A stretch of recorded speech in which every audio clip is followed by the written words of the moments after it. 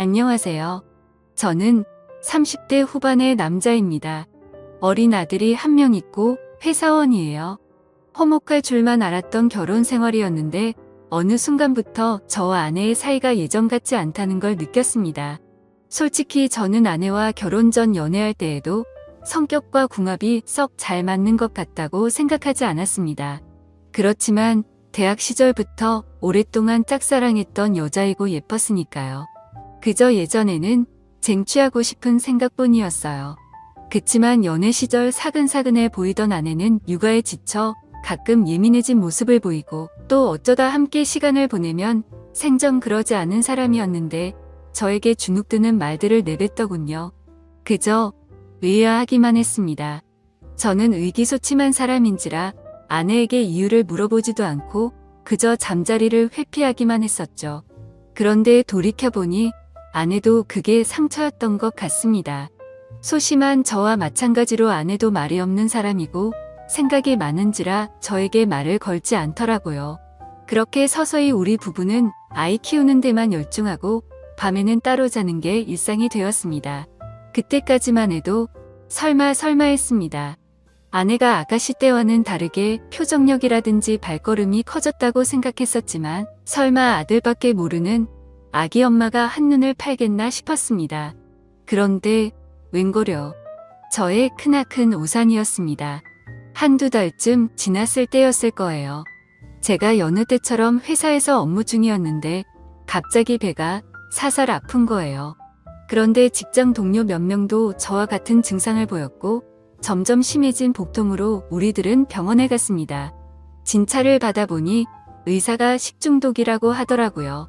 알고 보니 그날 밖에서 사 먹은 점심 식사에 문제가 있었고 그렇게 병원에서 간단히 치료를 하게 되었습니다. 기운이 다 빠진 상태에서 좀 쉬다가 집에 가려고 아내에게 전화를 걸려고 했는데 그날따라 핸드폰이 방전됐길래 그냥 빨리 집에 들어가서 쉬고 싶어서 바로 집으로 향했습니다. 그렇게 겨우겨우 집 앞에 도착했고 무거운 몸을 이끌며 천천히 들어가려 했습니다. 우리 집은 복도식 아파트 T적 집이라 엘리베이터에서 내려도 한참을 걸어가야만 했어요. 그렇게 가고 있는데 그때 우리 집에서 문소리와 함께 문이 열렸습니다. 그리고 웬 키가 큰 남자가 먼저 나오더라고요. 저는 왜 그랬는지 모르겠지만 본능적으로 얼른 복도로 숨었습니다. 그리고 조용히 지켜보았습니다. 그 남자 뒤에는 제 아내가 따라 나왔고 주변을 살피더니 둘이서 재빠르게 뽀뽀를 하고 포옹을 하더라고요. 그리고 인사를 하더군요. 그 모습을 보자 뭔가 머릿속을 스치면서 손이 부들부들 떨리고 화가 치밀어 올랐습니다. 머릿속이 하얘졌지만 침착함을 유지했습니다. 일단 뭔 일인지 스스로 알아봐야 될 것 같았어요. 그 남자가 엘리베이터를 타고 내려가서 차 타는 법까지 지켜본 후 저는 제 차로 갔습니다. 바로 들어가면 아내가 걸린 거 아닌가 하고 눈치챘거든요. 한 1시간 정도 지났을까요? 저는 오만 가지 생각을 하고 찝찝한 기분 상태로 집에 들어갔습니다. 들어가니 역시 놀란 표정의 아내가 약간 말을 더듬으면서 묻더라고요. 이 시간에 연락도 없이 웬일이야? 점심 먹은 게 탈이 나서 그게 식중독이라네. 병원에서 치료받고 오는 길이야. 여보 그럴 거면 연락을 줘야지. 다음에는 연락부터 해. 나 깜짝 놀라잖아. 알았지? 아니 당신은 내가 아픈 것보다 연락 안 하고 들어와서 놀란 본인이 더 중요해. 너무하는 거 아니야. 애정이 없어져도 그렇지. 아픈 남편을 걱정하기는커녕 본인 바람핀 거 들킬까봐 점점 긍긍하는 게 꼴보기 싫어서 큰 소리를 쳤던 것 같아요. 알겠어 라는 그냥 놀라서 한 말이야. 근데 제가 사는 이 집에 외간 남자를 들인 아내를 도저히 용서할 수 없겠더라고요. 저는 누워서 아내의 바람을 쐬면 위로 드러낼 방법들을 생각했습니다. 일단 아내의 핸드폰과 아내의 블랙박스를 통해 증거를 모아야 했어요.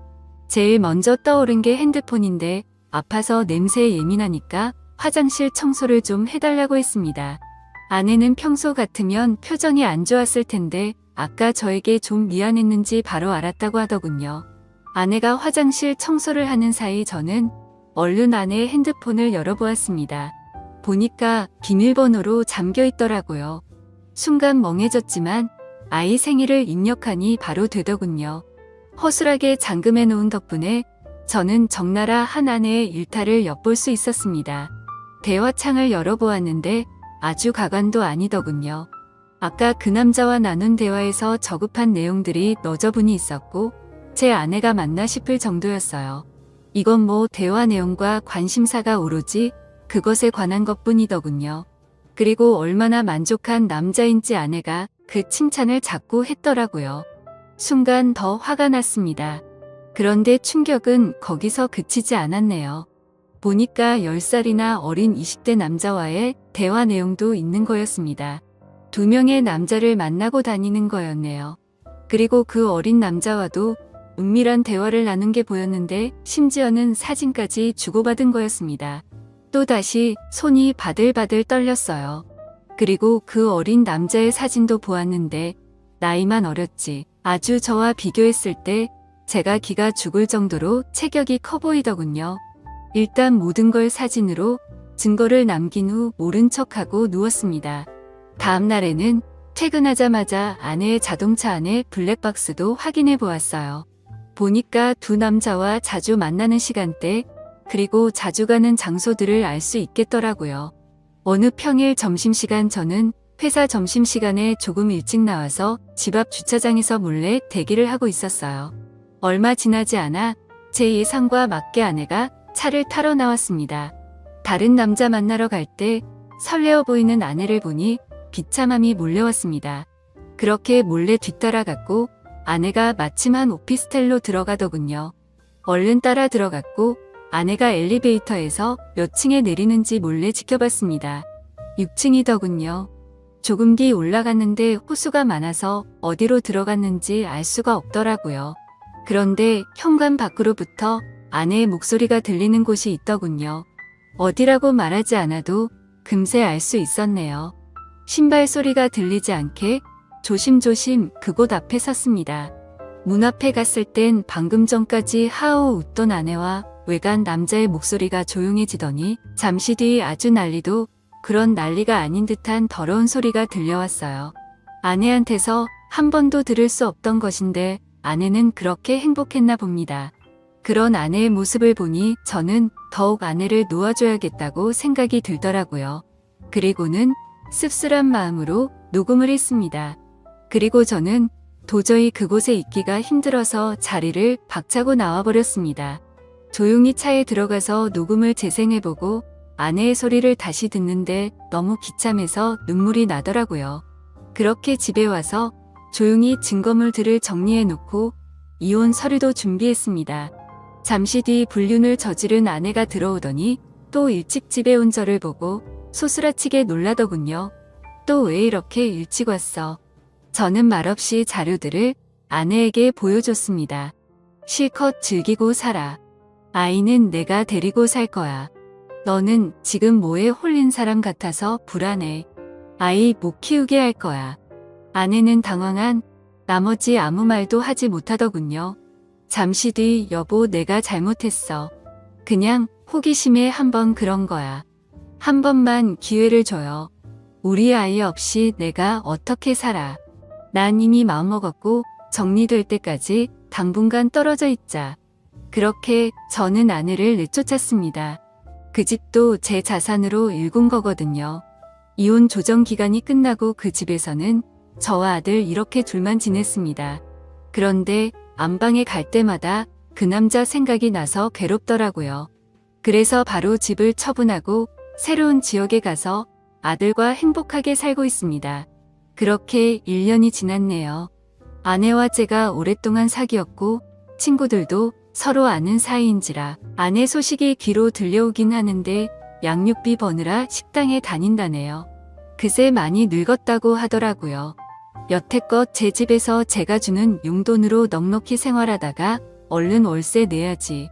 아이 양육비 내야 되지. 그 사람도 먹고 사느라 바쁘겠죠. 또 대단한 남자들만 골라 만나는데 그 와중에 연애할 때 돈도 드니까 돈 많이 벌어야겠더라고요. 차라리 빨리 알게 된 게 다행이라고도 생각 드네요. 갈라섰으니 저도 저와 잘 맞는 사람 만나서 연애나 하려고요.